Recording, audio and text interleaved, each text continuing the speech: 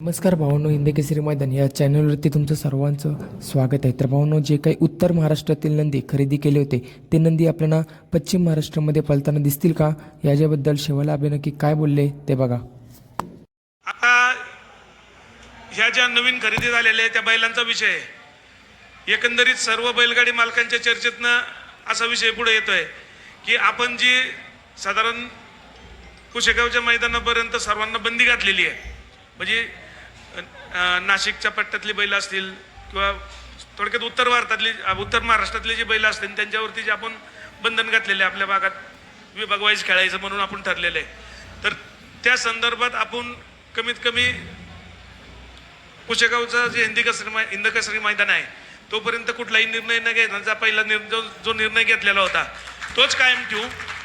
ज्यांनी बैल खरेदी केलेली आहे त्यांनी संघटनेने घेतलेल्या निर्णयाचा मान ठेवून त्यांनी त्यांची बैल कमीत कमी कुशेगावच्या मैदानापर्यंत आपल्या विभागामध्ये पळू नये अशी विनंती आहे.